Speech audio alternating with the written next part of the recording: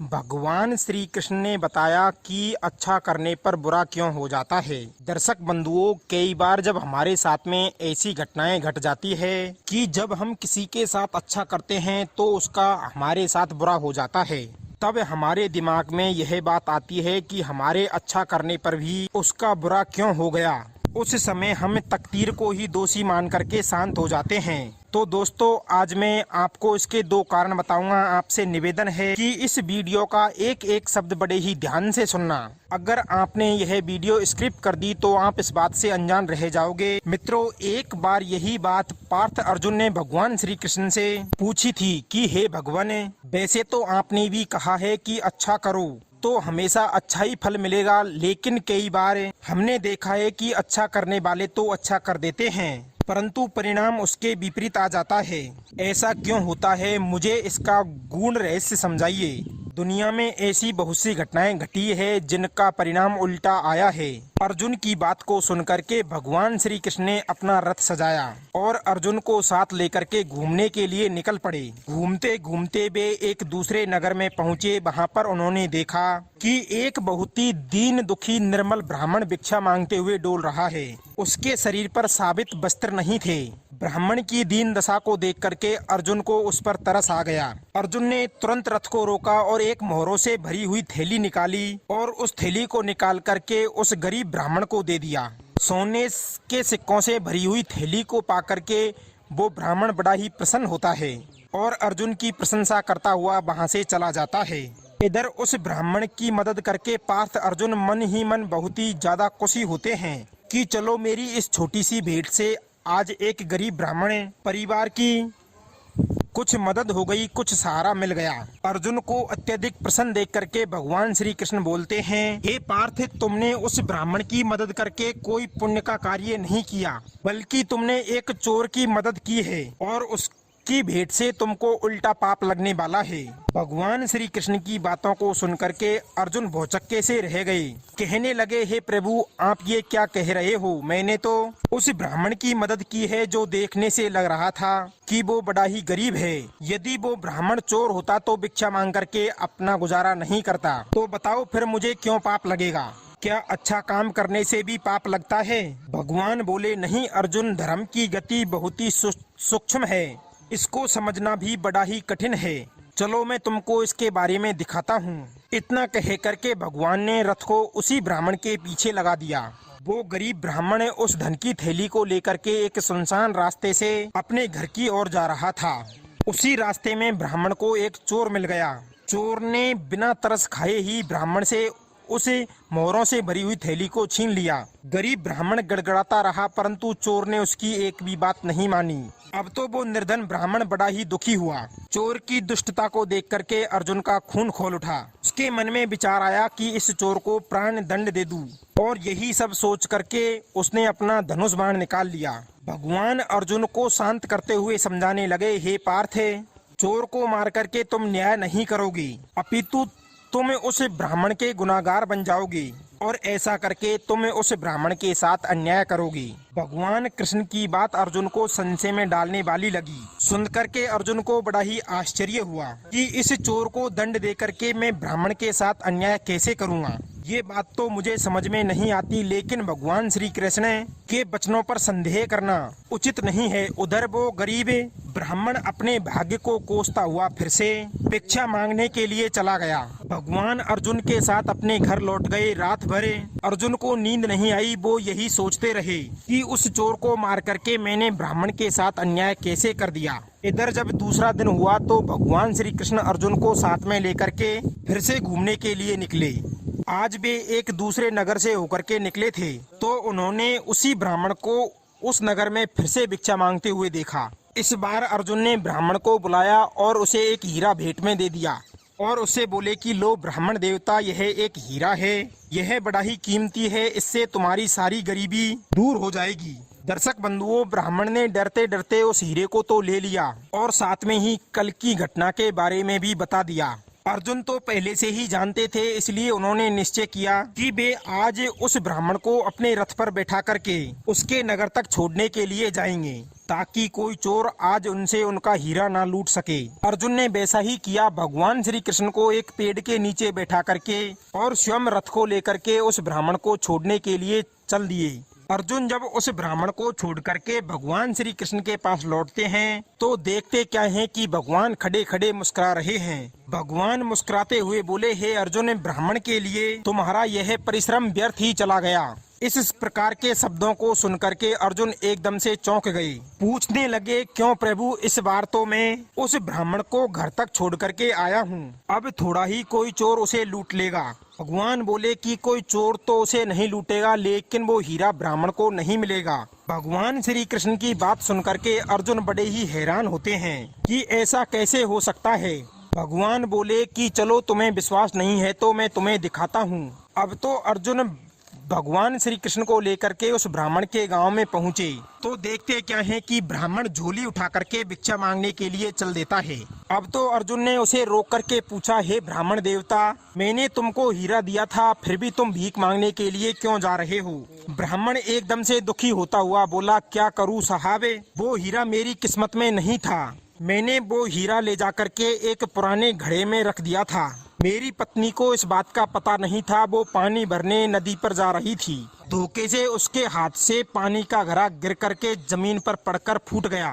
घर में पानी के लिए कोई और बर्तन नहीं था, इसलिए मेरी पत्नी उस पुराने घड़े को उठाकर पानी भरने के लिए चली गई।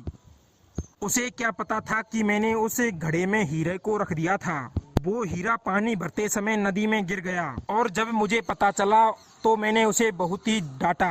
फिर बाद में सोचा कि इसमें पत्नी का क्या दोष है। दोष तो मेरे भाग्य का है। कहते हैं कि यदि भाग्य साथ ना हो तो घर में रखी हुई चीज को भी, रखे हुए धन को भी पैर लग जाते हैं, और यदि भाग्य आपके पक्ष में हो तो हाथों से गया हुआ धन भी वापस मिल जाता है।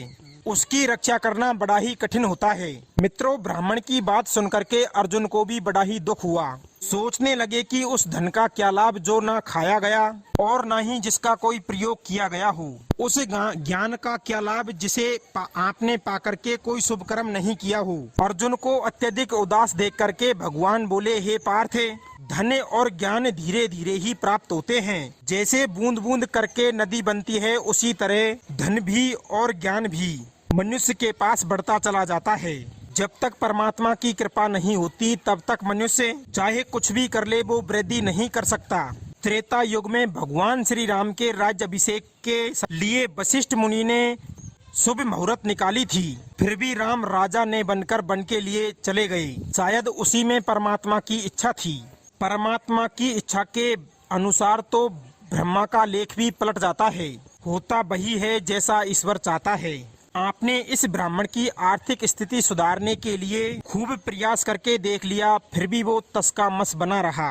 और अब तुम देखो, मैं एक छोटा सा प्रयास करता हूँ। इतना कह करके भगवान श्री कृष्ण ने 2 पैसे निकाल करके उस ब्राह्मण को दे दिए। भगवान का यह बर्ताव अर्जुन को पसंद नहीं आया। कहने लगे, हे प्रभु, इन 2 पैसों से ब्राह्मण का क्या भला होगा? इनसे तो उसके घर में एक समय का राशन भी नहीं आएगा। दूसरी बात, आपके हाथों से 2 पैसे पाकर के वो भी सोचेगा कि बड़े लोग बड़े ही कंजूस होते हैं। अगर आपको देना ही था तो इतना तो देते कि जो कि तुम्हारे नाम की और पद की प्रतिष्ठा बनी रहती और गरिमा बनी रहती। भगवान बोले, हे पार्थ, आप सिर्फ देखते जाइए। दर्शक बंधुओं, भगवान श्री कृष्ण से 2 पैसे पाकर के ब्राह्मण भी खुश नहीं था। वो उन 2 पैसों को लेकर के वहां से तो चला गया, परंतु मन ही मन भगवान श्री कृष्ण को कोसता हुआ जा रहा था। रास्ते में एक मछुआरा बड़ी सी मछली पकड़कर लिए हुए जा रहा था। उस मछली को उस मछुआरे के जाल में झटपटाते हुए देख करके ब्राह्मण को दया आ गई। ब्राह्मण ने सोचा कि इन 2 पैसों से मेरा भी भला नहीं होगा, मैं तो भीख मांग करके अपने परिवार को खिला दूंगा। क्यों ना मैं आज इन 2 पैसों से इस मछली को खरीद करके इसकी जान क्यों ना बचा लूं और इसे दोबारा इस तालाब में छोड़ दूं। कम से कम इस मछली की जान ही बच जाएगी। यही सब सोच करके उस ब्राह्मण ने उस मछुआरे से उन 2 पैसों में उस मछली को खरीद लिया और उसको छोड़ने के लिए नदी की ओर बढ़ चला। मछली को नदी में छोड़ने से पहले उसने देखा कि मछली के मुख में कुछ अटका हुआ है। और जिसकी वजह से वो तड़प रही थी। ब्राह्मण ने मछली के मुख में फंसी हुई वस्तु को निकाला तो वो उसे देख करके बहुत ही बड़ा हैरान था। उसने देखा कि जो हीरा उसकी पत्नी ने तालाब में गिरा दिया था, वही हीरा मछली के मुख में फंसा हुआ है। अब तो ब्राह्मण की खुशी का कोई ठिकाना नहीं रहा। खुशी में उसके मुंह से निकलने लगा, आहा, देखो देखो मुझे मिल गया। और यही है वो मुझे मिल गया। मित्रों, संयोग से वो चोर भी वही था जो उस ब्राह्मण की आवाज को सुनकर के डर गया। यह वही चोर था जिसने अर्जुन के द्वारा दिए गए ब्राह्मण के उन पैसों को ब्राह्मण से लूटे थे। और चोर सोचने लगा कि लगता है इसने मुझे पहचान लिया है और अब तो लोग इसका शोर सुन करके मुझे पहचान लेंगे और मुझे पकड़ करके राजा के हवाले कर देंगे। चोर डर के साथ कांपता हुआ उस ब्राह्मण के पैरों में जाकर के गिर पड़ा और बार बार क्षमा याचना मांगने लगा कि महाराज मुझे क्षमा करना, ये लो अपनी मोहरों से भरी हुई थैली और मुझे राजा के उन सिपाहियों के हाथों मत पकड़वाना। मुझसे अपराध हो गया था, मैं उसकी क्षमा याचना मांगता हूँ। मित्रों, ब्राह्मण सब कुछ समझ चुका था। ब्राह्मण ने मोहरों की थैली ले ली और खुशी खुशी अपने घर को चला गया। भगवान श्री कृष्ण और अर्जुन दोनों इन सब दृश्य को देख रहे थे। अर्जुन कहने लगे, बारे प्रभु, आपके उन 2 पैसों ने इस गरीब ब्राह्मण की किस्मत ही बदल दी। यदि आज उसके पास में वे 2 पैसे ना होते तो ना तो वो मछली लेने की सोचता और ना ही उसे वो हीरा मिल पाता। आपके उन 2 पैसों ने 3 काम सफल किए हैं। पहला काम, उसका खोया हुआ हीरा मिल गया। दूसरा, उसके लूटे हुए पैसे भी वापस मिल गए। और तीसरा, एक मछली जो मरने के लिए जा रही थी, उस मछली की भी जान बच गई। धन्य हो प्रभु आप, वास्तव में आपको चींटी से लेकर हाथी तक की फिक्र रहती है। मनुष्य की तो बात ही क्या है। भगवान बोले, हे पार्थ अर्जुन, जब तुमने उसे हीरा और मोहरों से भरी हुई थैली दी थी तब तो वो सिर्फ अपने बारे में ही सोच रहा था। उस समय उसके मन में उसकी इच्छाएं फल फूल रही थी और वो अपनी आवश्यकताओं को ही देख रहा था। और जब उस ब्राह्मण के पास सिर्फ 2 पैसे थे तब उसके मन में दूसरे की भले की बात आई और उसने दूसरे की भले की सोची और तब उसने जाकर के मछली की जान बचाई। याद रखो, जब कोई दूसरों की फिक्र करता है तो वो मुझे प्रसन्न करता है और मेरे प्रसन्न होने का मतलब है कि मैं उसके बारे में बहुत ही ज्यादा फिक्र रखता हूँ। जब कोई किसी दूसरे की सहायता करता है तो उस समय वो भगवान के कार्य में हाथ बढ़ाता है और भगवान का कार्य करने का अर्थ है भगवान को प्रसन्न करना। और उस स्थिति में भगवान को आपकी चिंता रहती है। मित्रों, यदि आप वास्तव में भगवान के प्रिय बनना चाहते हैं तो दूसरे लोगों की सेवा सहायता हमेशा करते रहना। परोपकार से ही भाग्य बनता है। दुखी लोगों की अच्छी अच्छी दुआएं आपके भाग्य को विकसित करती है। आपके अच्छा करने पर भी यदि किसी का बुरा हो जाए तो समझ लेना कि उसमें भगवान की प्रबल इच्छा शामिल है। और यदि आपके बुरा करने पर किसी का अच्छा हो जाए तो भी समझ लेना कि वो सब भगवान की इच्छा से हो रहा है। अच्छा बुरा घटने के यही 2 कारण हैं। दर्शक बंधुओं, मैं उम्मीद करता हूं कि आप लोगों को यह कहानी पसंद जरूर आई होगी। तो चलिए मिलते हैं अगली वीडियो में नई ज्ञान चर्चा के साथ। आप सभी का बहुत बहुत धन्यवाद। जय श्री कृष्ण।